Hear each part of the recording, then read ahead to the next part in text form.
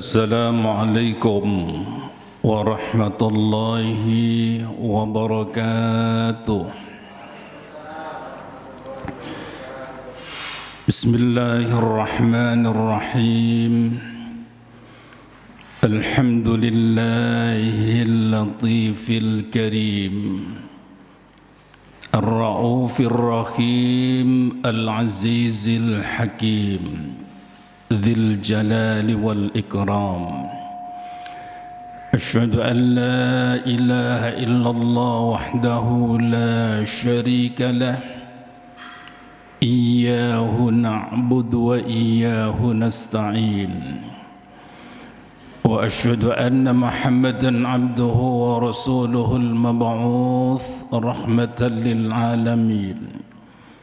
اللهم صل وسلم وبارك على هذا النبي الكريم والرسول العظيم ذي القلب الرحيم نبينا محمد وعلى آله وأصحابه المجاهدين الطاهرين. أما بعد، سبحانك لا علم لنا إلا ما علمتنا إنك أنت العليم الحكيم.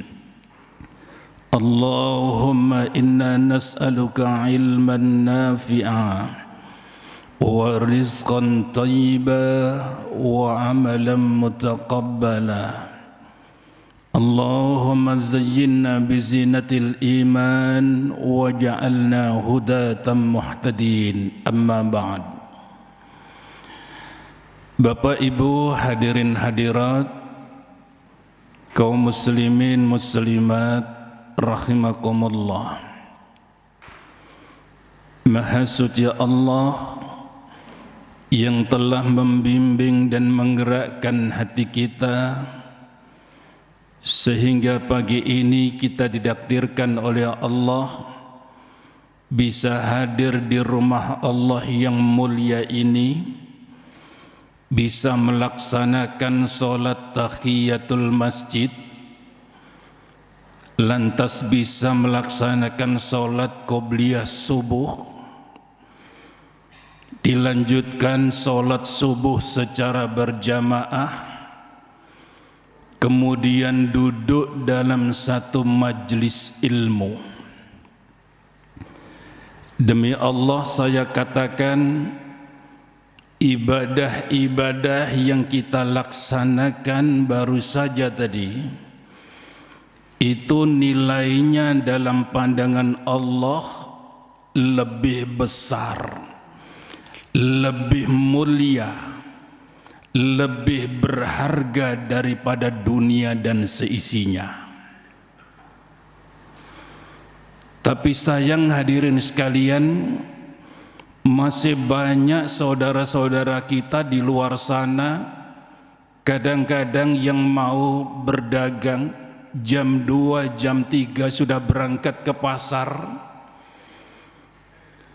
boro-boro mau melaksanakan sholat qobliyah subuh, kadang-kadang sholat subuh pun ditinggalkan. Na'udzubillah thumma na'udzubillah.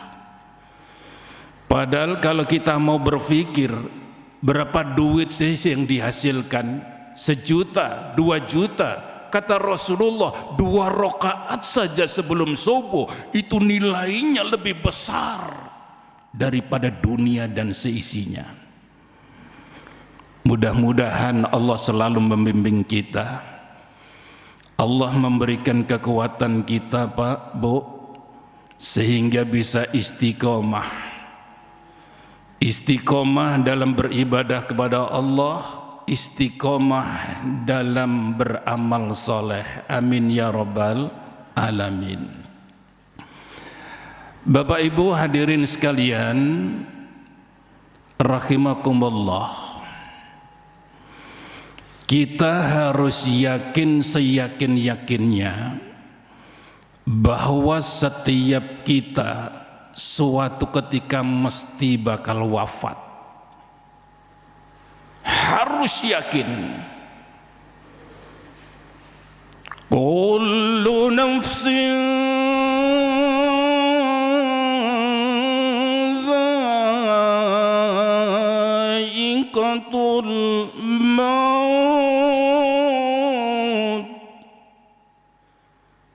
bahwa setiap jiwa itu pasti mengalami kematian. Nabi Adam alaihissalam konon umurnya sampai 1500 tahun. Yentos sejarah membuktikan beliau juga wafat. Nabi Nuh alaihissalam konon ceritanya sampai usianya 950 tahun. Bahkan ada yang mengatakan itu masa dakwahnya lebih dari itu. Yentos sejarah membuktikan akhirnya beliau juga wafat. Aynama takunu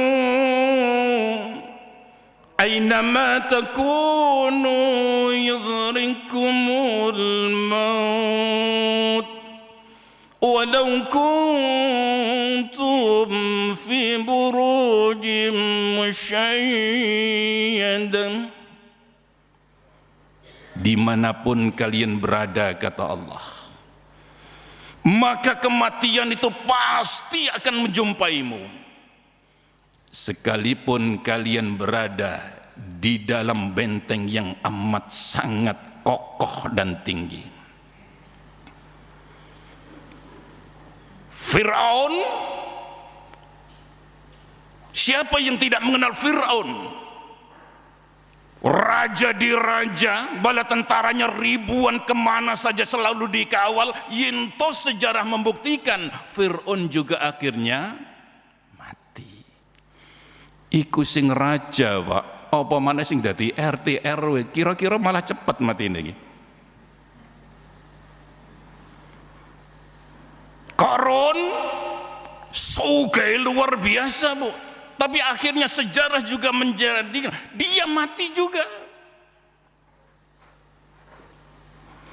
Qul innal mauta alladzi tafirruna minhu fa innahu mulaqikum. Katakan Muhammad, sesungguhnya kematian yang kalian lari darinya, maka kematian itu pasti akan menjumpaimu.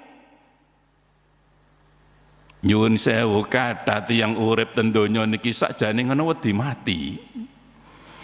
Lara sithik ngoten mawon cepet-cepet golek rumah sakit terbaik, termahal, golek dokter spesialis, tapi akhirnya ya mati.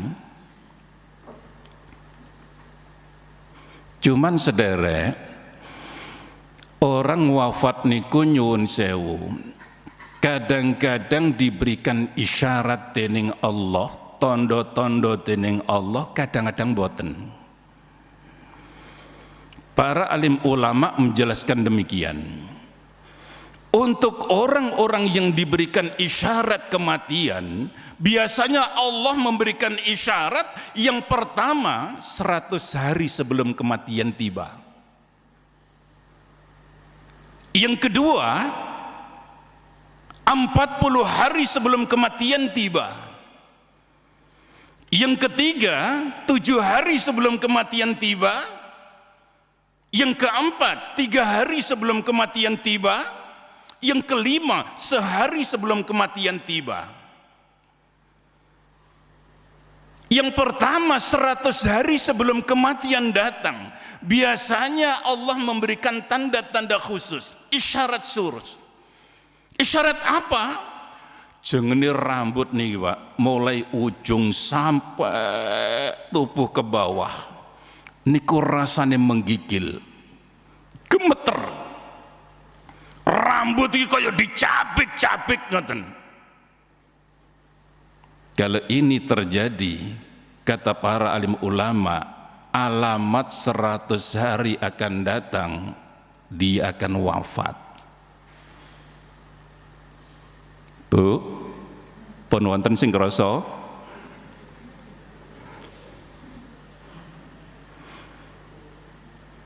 Dan ini biasanya dirasa setelah asar sampai maghrib, Pak.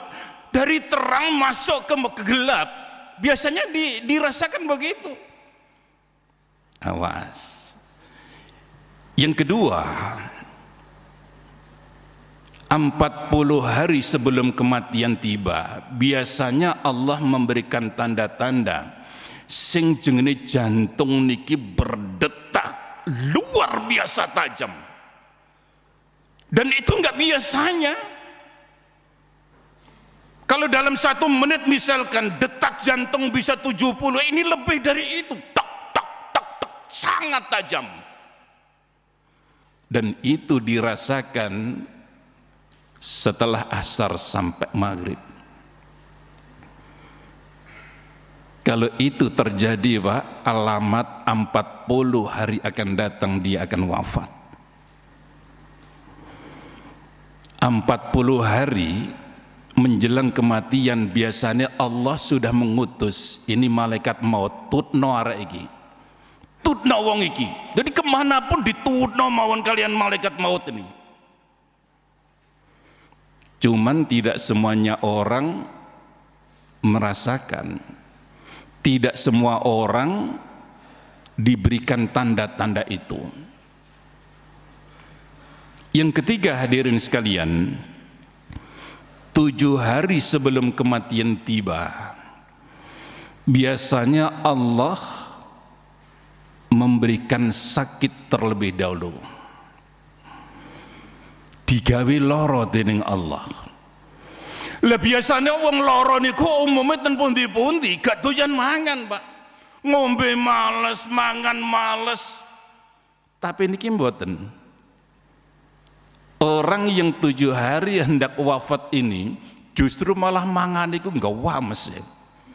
Jawarak. Jaluk sate.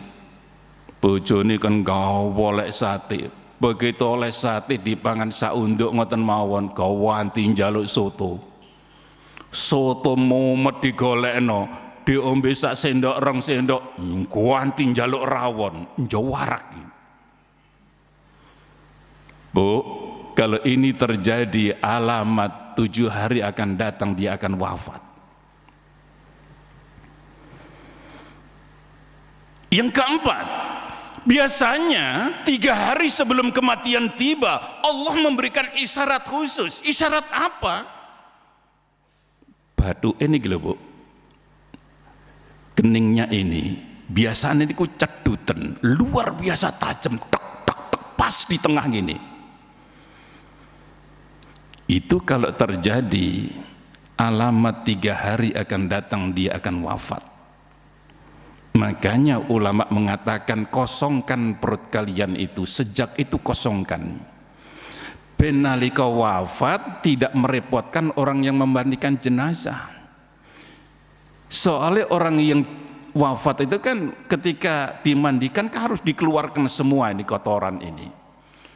Nek mangane wakeh ape mati ya. Repot mangke sing ngedusin iki. Yang kelima, sehari sebelum kematian tiba biasanya Allah mendatangkan isyarat belakang ini Pak. Napa niki jitok nguri niki niku cedutan luar biasa tajam. Kalau ini terjadi sehari sebelum kematian tiba akan muncul itu. Bahkan ulama mengatakan iki wong wis gak menangi salat asar iki. Sebab itu kenapa ulama-ulama tempo dulu itu Pak koyok-koyok tajam niki feelingnya ini, koyok-koyok ngerti dia akan wafat kapan. Kenapa? Karena Allah memberikan isyarat lewat tanda-tanda itu tadi. Ulama tempo dulu, zaman dulu itu koyok-koyok ngerti kapan dia akan wafat. Ada ulama nyuwun sewu umur ini wis 100 tahun mendur Bu. Istrinya sudah wafat lama, anaknya wakeh lanang-lanang. Kuasanya Allah 1 hari dia perintahkan anaknya untuk mencarikan istri. Wah, anaknya kaget. Bapak iki temen lagi. Masa wis umur 100 tahun apa rabi mana rek? Ujung ini bapak niki orang ulama yang hebat, yang besar, anak nurut mau dicarikan wanita solehah. Begitu dicarikan, nikahlah. Zaman semono kan Birokrasi ini gak jelimet kayak saiki Bu nggih. Nikah. Begitu habis nikah, melakukan hubungan suami istri di malam hari, kuasanya Allah besok pagi Allah wafatkan dia. Besok pagi Allah wafatkan dia. Dan ternyata gara-gara kumpul suami istri tadi malam itu, dia menanam benih kepada si wanita ini. Dia wafat, tapi anaknya niki muncul, Pak, jadi ulama besar, ulama level dunia. Kayak ngerti niki pada wafat kapan. Nah, hadirin sekalian, yang hendak saya katakan, berdasarkan penjelasan Rasulullah SAW,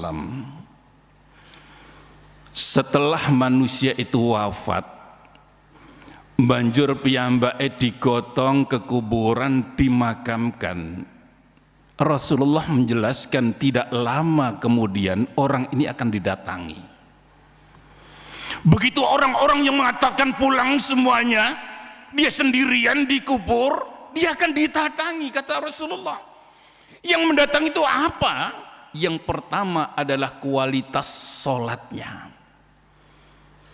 Allah akan wujudkan dia. Sholat wajibnya, sholat sunnahnya, sholat qobliyah ba'diyahnya, sholat tahajudnya, sholat duhanya, Allah akan wujudkan dia, akan membentengi orang ini dari arah kepala. Berparing dia di kuburan, tapi Allah jadikan kualitas sholatnya ini akan membentengi dia, dan benteng ini jauh lebih dahsyat kuatnya daripada cor beton sekalipun. Yang kedua, kata Rasulullah, dia akan ditemani oleh kualitas puasanya. Jadi poso, mulai poso wajib, poso sunnah, akan membentengi dia dari arah sebelah kanan, Pak. Berbaring dia, tapi Allah wujudkan kualitas puasanya di sebelah kanan nanti. Yang ketiga, Allah datangkan kualitas zakat, zakat malnya, zakat fitrahnya di sebelah kanan, sebelah kiri. Yang keempat, Allah akan datangkan kualitas sodakohnya, silaturahimnya, membantu orangnya, membaca Al-Qur'annya dari arah sebelah kaki. Sehingga karena orang ini ahli sholat, ahli sodakoh, ahli zakat, ahli puasa, ahli membaca Al-Quran, bahkan silaturahim, maka ketika dia akan diazab oleh Allah nggak mempan, nggak bisa ditembus. Ketika datang azab Allah mau menyiksa orang ini dari sebelah kepala, apa katanya? Maki bali matkal, nggak ada tempat masuk untuk kalian. Kalau bahasa kita kontek kayak apa?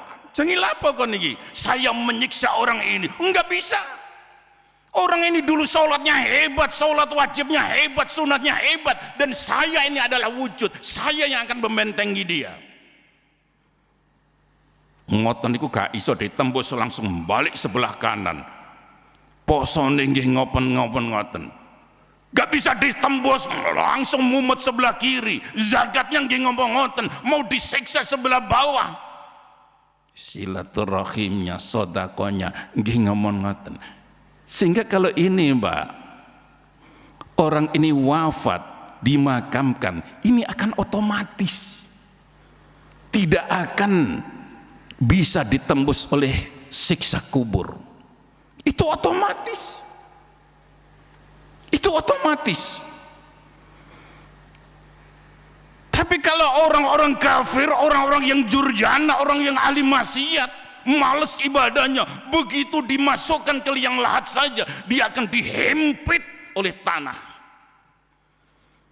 Dihimpit oleh tanah. Bahkan untuk orang-orang kafir sampai dia itu meledak terbakar. Begitu juga terhadap orang-orang yang ahli maksiat. Tapi ternyata kangge kula lan panjenengan sami sing ahli ibadah tidak bisa ditembus, Pak. Yakin, panjenengan kudu yakin iki. Maka anak kula sering memberikan nasihat, jangan sia-siakan waktu. Waktu niku tabiate niku cepat berlalunya. Dan kalau sudah berlalu, nggak bisa balik lagi. Itu tabiatnya waktu. Gak bisa balik mana, Pak? Hari ini hari Ahad, tanggal 7 Maret 2021. Kalau seandainya kemarin tanggal 6 itu kita nggak datang ke masjid untuk melaksanakan sholat berjamaah, tidak melaksanakan sholat qobliyah badiyah, seharian tidak membaca Al-Quran, tidak sholat tahajud, tidak sholat duha, lantas kita masuk hari ini tanggal 7, demi Allah saya katakan, hari yang kemarin tanggal 6 itu sampai kiamat tidak akan muncul lagi. Sudah digiles oleh waktu kita ini. Sampai kiamat tidak akan muncul lagi. Dikejar sampai naik superjet, macam apapun cepatnya, gak bisa balik mana, Pak, hari yang kemarin-kemarin itu. Hari kemarin-kemarin yang kita nggak sholat tahajud, kita malas datang ke masjid sholat berjamaah, gak bisa ditambah lagi. Dan itu kerugian yang amat sangat besar. Kerugian yang amat sangat besar. Karena itu jangan nuruti malas, Pak. Jangan nuruti malas, paksa diri. Malas itu datangnya dari setan. Langka orang yang kados panjenengan niki, wayai turu enak-enak, wayai ngantuk datang ke masjid, sholat tahiyatul masjid, qobliyah subuh, sholat subuh, wis ngono duduk dalam satu majelis ilmu, itu orang yang istimewa, dahsyat niki. Allah bimbing kita ini. Allah takdirkan kula lan panjenengan sami kepanggitan mriki. Ini sudah digiring oleh Allah. Padahal malam ini jam segini ini mestinya saya ngasih kajian di Masjid Al-Azhar Lamongan sana. Pas persis hari ini, yes, jam sakmeneng ini. Tapi Allah giring kula lan panjenengan sami saged kepanggitan mriki. Saudara, nyuwun sewu pinten menit kula ngomong niki Pak mesti nih. Biasanya pinten menit, ngelak keblabasan kula kuatir kula. Kula tambah nggih. Saudara kaum muslimin ingkang minulya. Sejak Allah niku menciptakan manusia pertama, Pak, Nabi Adam alaihissalam, sampai hari kiamat nanti, maka manusia itu, kata Rasulullah dalam hadis dari Hudzaifah, manusia itu akan melewati 5 zaman, kata beliau. 5 zaman itu yang pertama adalah zaman nubuwah, zaman kenabian. Dimulai Allah mengutus Nabi Adam alaihissalam, ganti nabi sampai terakhir Nabiullah Muhammad sallallahu alaihi wasallam. Niku nabi yang terakhir. Jadi kalau seandainya ada orang yang ngaku-ngaku jadi nabi, apa kata Allah? Maka Muhammadun aba ahadim min rijalikum walakin Rasulullah wa khataman nabiyyin. Muhammad itu bukan bapak salah satu di antara kalian, tapi dia adalah utusan Allah, wa khataman nabiyyin, dan penutup para nabi. Jadi panjenengan harus yakin, kalau seandainya di zaman ini kok ada orang yang ngaku-ngaku jadi nabi, yakin dia dusta, bohong dia, salah besar, jangan dipercaya. Karena Rasulullah adalah nabi yang terakhir. Dan nabi, zaman kenabian ini sudah lewat, Pak. Wis gak no nabi mana wis. Masing-masing para nabi Allah berikan mushaf. Bahkan masing-masing para nabi ada yang diberikan kitab suci, diberikan syariat, Allah datangkan kaum. Masa ini sudah lewat.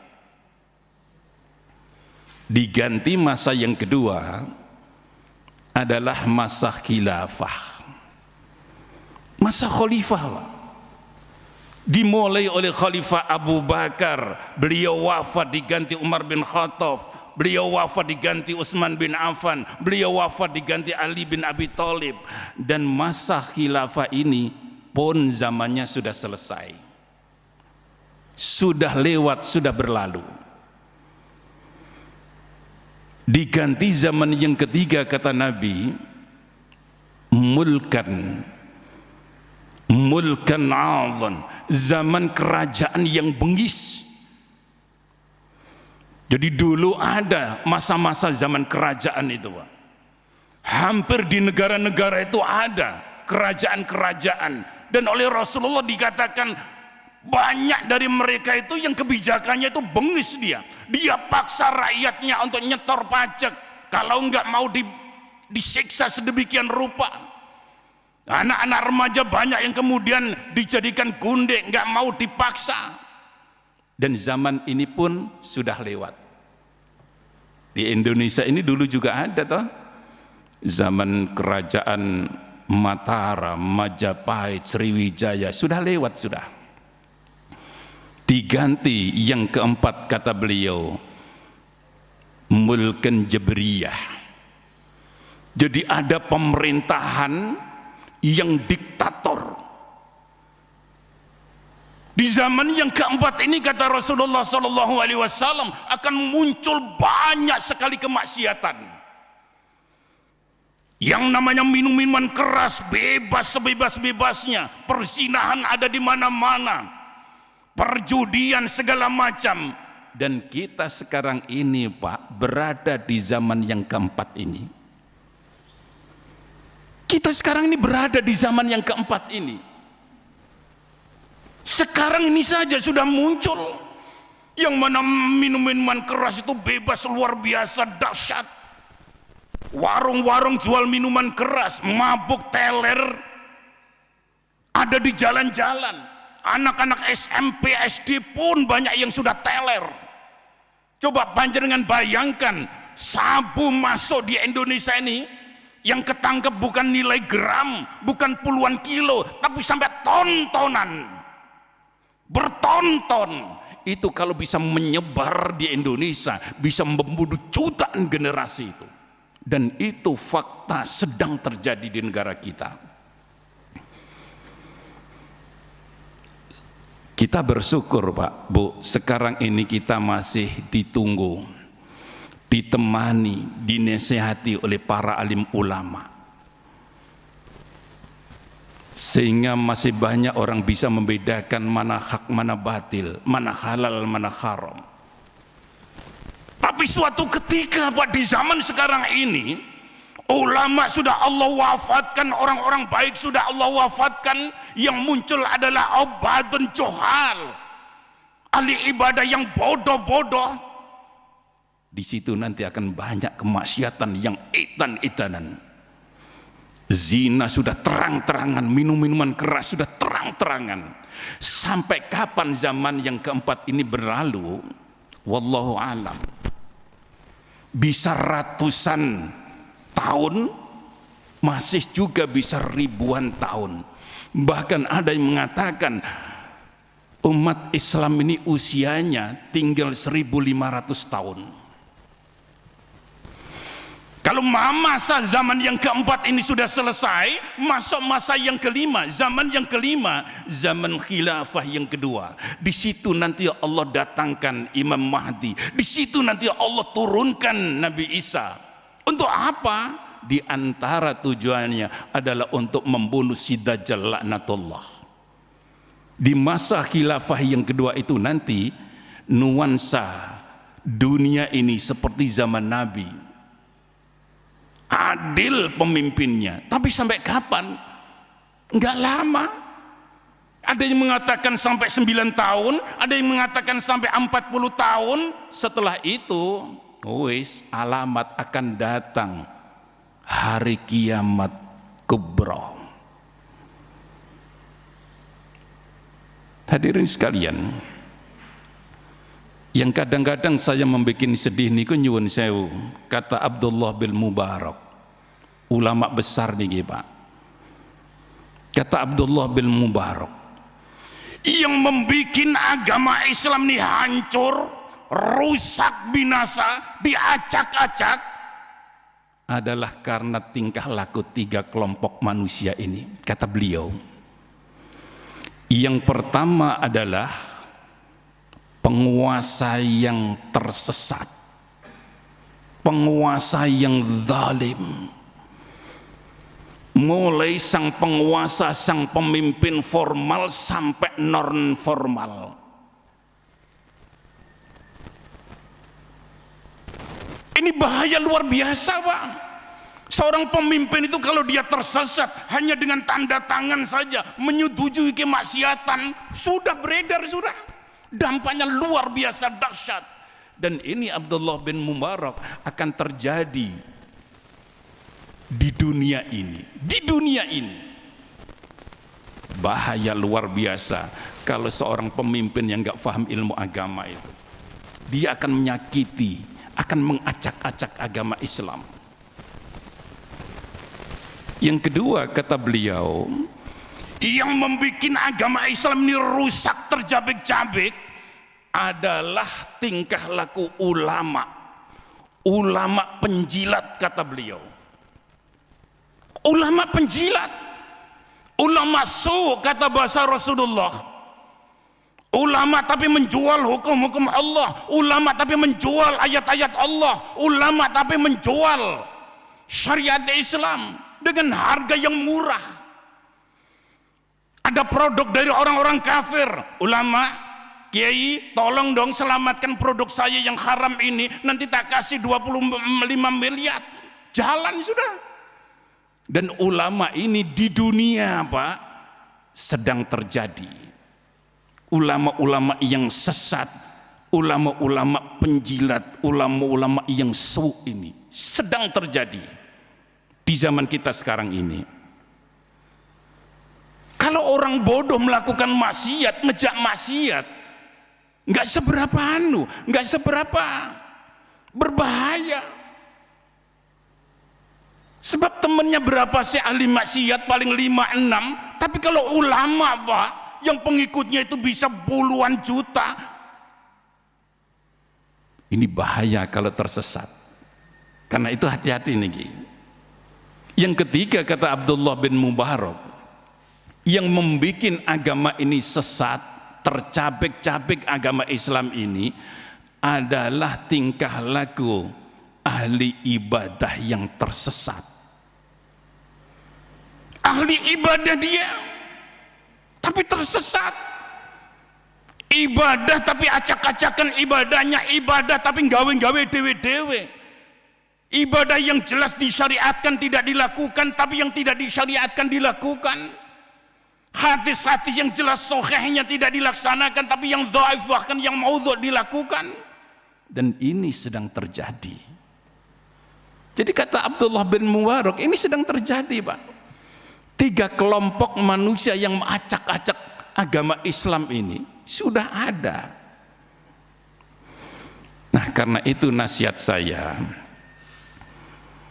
Allah Subhanahu wa ta'ala berfirman demikian, Pak, Bu, fahami ayat ini.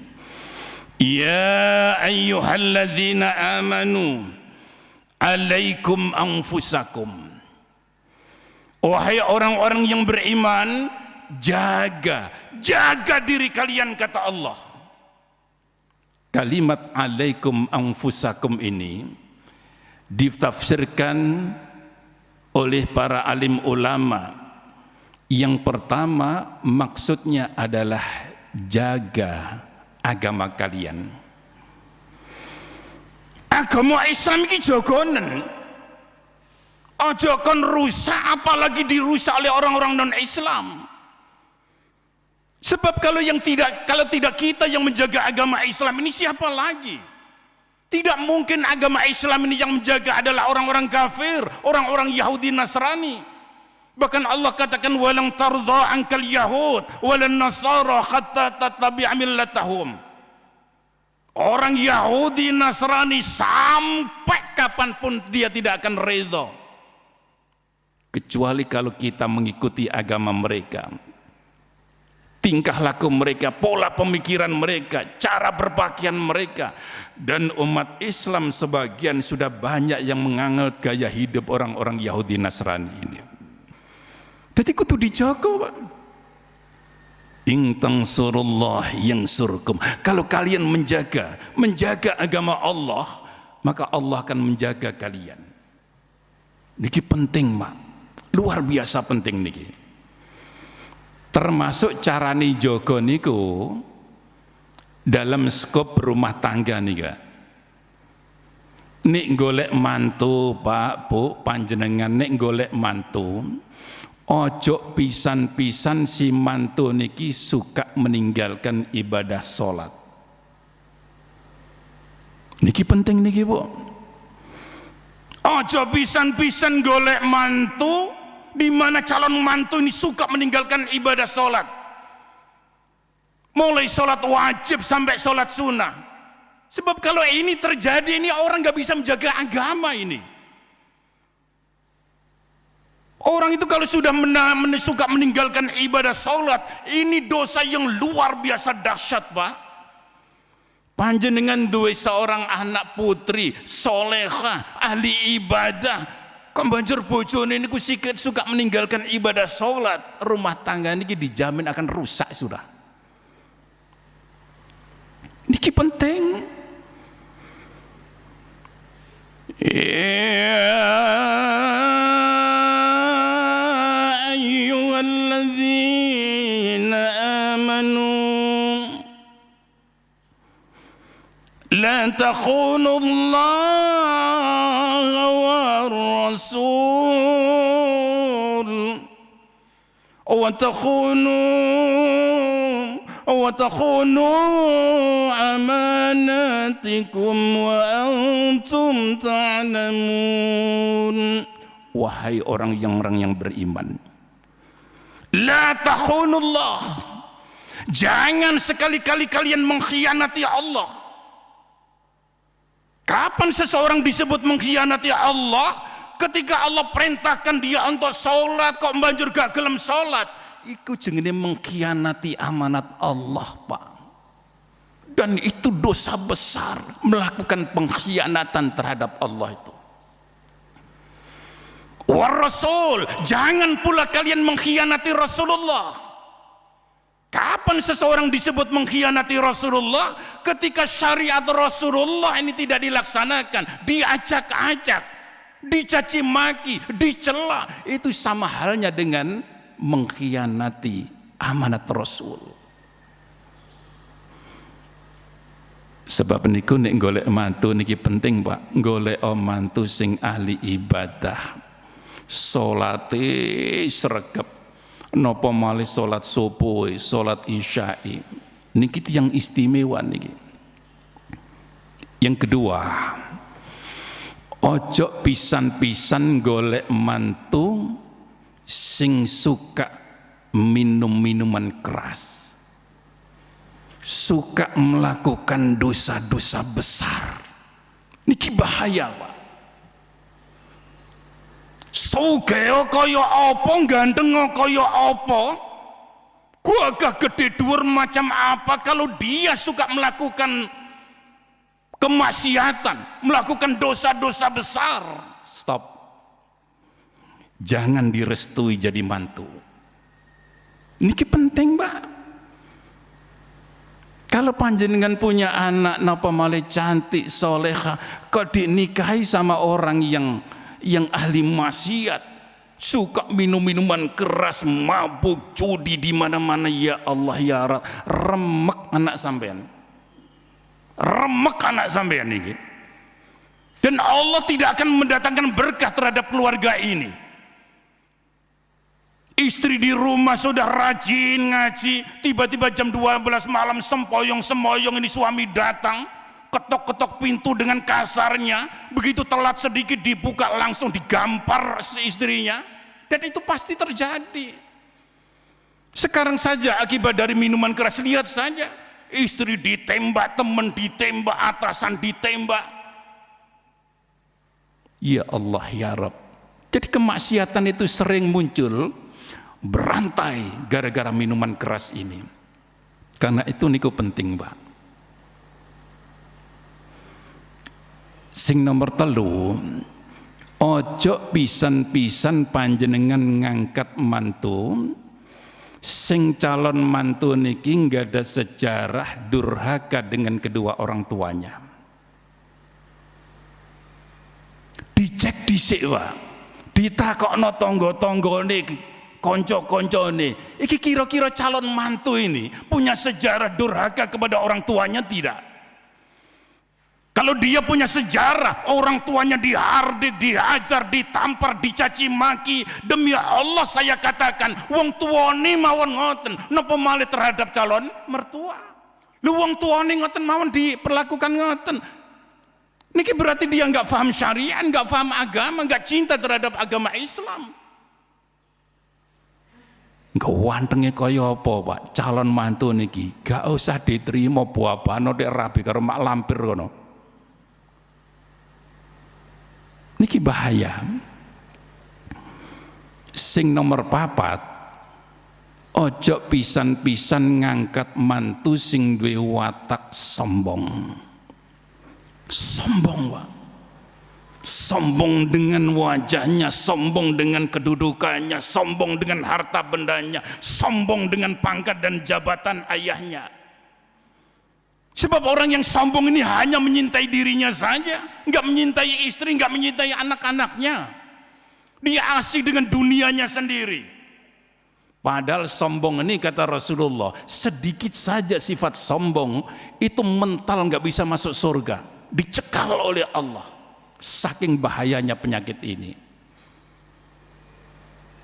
Yang kelima, jangan ngangkat seorang mantu yang bakhil, Pak. Bakhil pelit nih, medit bin koret. Orang itu kalau medit begini, oh coba mana dia derma untuk orang lain, kadang-kadang terhadap diri sianya sendiri itu loh, bakhil.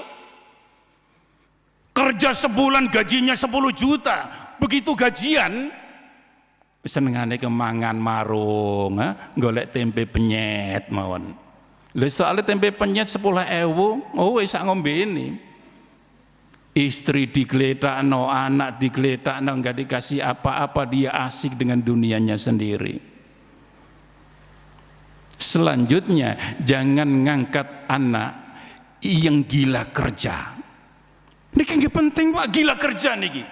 Pagi kerja, siang kerja, sore kerja, malam kerja, ditelepon bojone sithik ngoten langsung marah-marah mencak-mencak. Hadirin sekalian, mudah-mudahan sedikit yang saya sampaikan sekalipun belum tuntas manfaat untuk kita semuanya. Aku qouli hadza. Assalamualaikum warahmatullahi wabarakatuh.